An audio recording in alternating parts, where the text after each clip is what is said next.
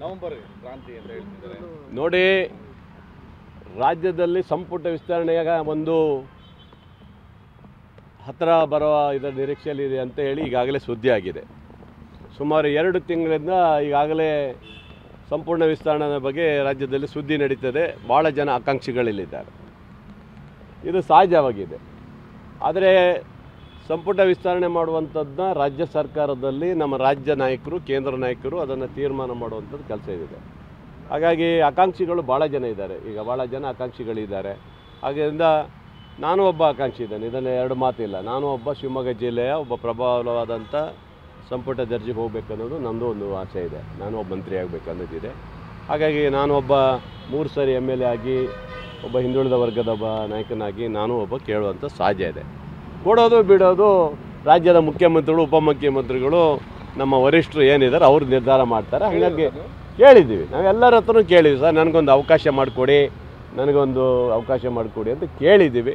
ಹಾಗಾಗಿ ಕೇಳಕ್ಕೆ ಹಕ್ಕಿದೆ, ನಮ್ಮ ಹಕ್ಕನ್ನು ನಾವು ಮಂಡನೆ ಮಾಡಿದ್ದೀವಿ. ಅದು ಬಿಟ್ಟರೆ ಯುವಕರಿಗೆ ಒಂದಷ್ಟು ಮನ್ನಣೆ ಕೊಡೋದು ಒಳ್ಳೆಯದು. ನನ್ನ ಲೆಕ್ಕದಲ್ಲಿ ಒಂದಿಷ್ಟು ಜನ ಯುವಕರಿಗೆ, ಒಂದಿಷ್ಟು ಜನರಿಗೆ ವಿಶೇಷವಾಗಿ ಕೊಡೋದು ಒಳ್ಳೆಯದು ಅನಿಸ್ತೈತೆ. ಪಕ್ಷ ಸಂಘಟನೆಗೆ ಒಳ್ಳೆಯದಾಗುತ್ತೆ ಅನ್ನೋದು ನನಗೊಂದು ಭಾವನೆ.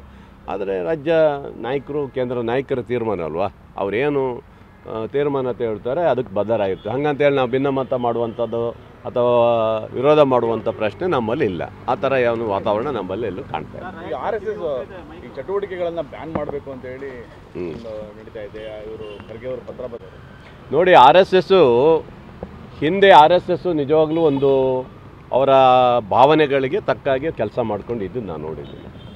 ಅದು ಇತ್ತೀಚೆಗೆ ಏನಾಗಿದೆ, ಈ BJP ಕೆಲವು ಪುಡಾರಿಗಳು ಅದಕ್ಕೆ ಸೇರ್ಕೊಂಡ್ಬಿಟ್ಟಿದ್ದಾರೆ. ಅದನ್ನು ಅವರಿಂದ ಈ RSS ಹಾಳಾಗಿದ್ದು ಬಿಟ್ಟರೆ RSS ಇಂದ ಯಾವುದೇ ತೊಂದರೆ ಇರಲಿಲ್ಲ.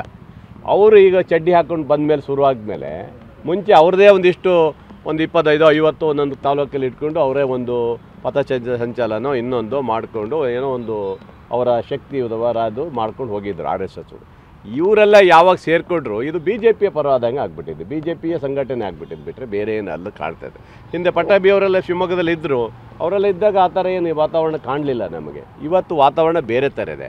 ನಾನು ಹೇಳೋದಿಷ್ಟೇ, ನೀವು ಎಲ್ಲ ಗಣಪತಿ ಹಬ್ಬ ಮಾಡಬೇಕಾದ್ರೆ ನೀವು ಪರ್ಮಿಷನ್ ತೊಗೊಳ್ತೀರಿ, ಒಂದು ಶಾಲೆ ಕಾಲೇಜಲ್ಲಿ ಏನಾದ್ರು ಕಾರ್ಯಕ್ರಮ ಮಾಡಬೇಕಾದ್ರೆ ನೀವು ಪರ್ಮಿಷನ್ ತೊಗೊಳ್ತೀರಿ. ಆದರೆ ನಿಮ್ಮ ಸಂಘಟನೆ ಮಾಡಬೇಕಾದ್ರೆ ಪರ್ಮಿಷನ್ ಅಲ್ಲದೆ ಯಾಕೆ ತೊಗೊಳ್ಳಲ್ಲ? ಅದು ತಪ್ಪೇನಿಲ್ಲಲ್ಲ. ನೀವು ಯಾವುದೇ ಕಾರ್ಯಕ್ರಮ ಮಾಡಬೇಕಾದ್ರೆ ಪೊಲೀಸ್ ಇಲಾಖೆ ಪರ್ಮಿಷನ್, ಇತರೆ ಇಲಾಖೆ ಪರ್ಮಿಷನ್, ಗ್ರೌಂಡ್ ಇದೆಲ್ಲ ಪರ್ಮಿಷನ್ ತೊಗೊತೀರಿ. ನಿಮ್ಮ ಸಂಘಟನೆ ಪರ್ಮಿಷನ್ ತೊಗೋಬೇಕು. ನೀವು ಶಾಲೆಗಳಲ್ಲಿ ಅಲ್ಲಿ ಇಲ್ಲಿ ಯಾಕೆ ಮಾಡ್ತೀರಿ? ನೀವು ನಾಳೆ ಯಾವುದೋ ಒಂದು ಪಕ್ಷದವ್ರು ಬಂದು ನಾಳೆ ನಮಗೂ ಕೊಡಿ, ಶಾಲೆಯಲ್ಲಿ ಅವ್ರಿಗೆ ಕೊಟ್ಟಿದ್ದೀರಲ್ಲ ನನಗೂ ಕೊಡಿ, ನಮ್ಮದು ರಾಜಕೀಯ ಪಕ್ಷ ಕೊಡಿ ಅಂದರೆ ನಾಳೆ ನಮಗೂ ಅವ್ರಿಗೆ ತೊಂದರೆ ಆಗಲ್ವಾ? ಅದರಿಂದ ಸೇವಾದಳದವ್ರು ಮಾಡ್ಬೋದು, ಅದಕ್ಕೆ ನಡೀತದೆ. ಆದರೆ RSS ಅವರಿಗೆ ಹಾಕೊಡ್ಲಿಕ್ಕೆ ಸಾಧ್ಯ ಇಲ್ಲ ಇದು. ಅದರಿಂದ ನಾನು ಹೇಳೋದು, ಅವ್ರು ಪರ್ಮಿಷನ್ ತೊಗೊಳ್ಳಿ, ಅವ್ರಿಗೆ ಕೊಡೋಕ್ಕೆ ಬರಲ್ಲ ಅಂತ ನಾನು ಹೇಳಲ್ಲ. ಅವರು ಪರ್ಮಿಷನ್ ತೊಗೊಂಡು ಎಲ್ಲಿ ಮಾಡಬೇಕು ಅನ್ನೋದು ಪರ್ಮಿಷನ್ ಕೊಟ್ಟಲ್ಲಿ ಮಾಡಲಿ. ನೀವು ಗ್ರೌಂಡ್ ಬೇಕಾ ತೊಗೊಳ್ಳಿ, ಪರ್ಮಿಷನ್ ತೊಗೊಳ್ಳಿ. ಹಾಗಾಗಿ ನೀವು ಎಲ್ಲಿ ಬೇಕಾದ್ರೂ ಮಾಡ್ಬೋದು. ಹಾಗಾಗಿ ಇತರೆ ಚಟುವಟಿಕೆಗಳನ್ನು ನಾವು ನಿಲ್ಸಕ್ಕೆ ಬರೋದಿಲ್ಲ ಅವೆಲ್ಲ. ಹಾಗಾಗಿ ದೊಣ್ಣೆ ಅಂತ ಹೇಳಿ ಒಂದು ಮಾಡ್ತಾರೆ, ಮೆನ್ಷನ್ ಮಾಡ್ತಿರೋಂಥದ್ದು, ಆ ಲಾಟಿನ ಎಕ್ಸಸೈಸ್ ಬಳಸ್ತಾರೆ.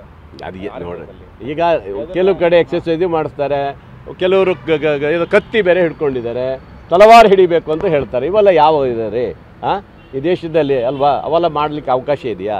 ಹೇಳಿದಲ್ಲ, RSS ಅವ್ರ ಬಗ್ಗೆ ಈಗಾಗಲೇ ಭಾಳ ಜನ ಕ್ವಶನ್ ಮಾಡ್ತಾರೆ. ರಾಷ್ಟ್ರ ಧ್ವಜ ಹಾರಿಸಲಿಲ್ಲ, ದೇಶದ ಬಗ್ಗೆ ಇದು ಮಾಡಲಿಲ್ಲ. ಅವರೇನು ಸ್ವತಂತ್ರ ಹೋರಾಟಗಾರರನ್ರಿ? ಅವರು ಏನು ಇಲ್ಲಲ್ಲ. ಆದರೆ ಅವರಿಗೆ ನಾವು ತೊಂದರೆ ಕೊಡೋ ಅಂಥದ್ದು ಏನೂ ಇಲ್ಲ.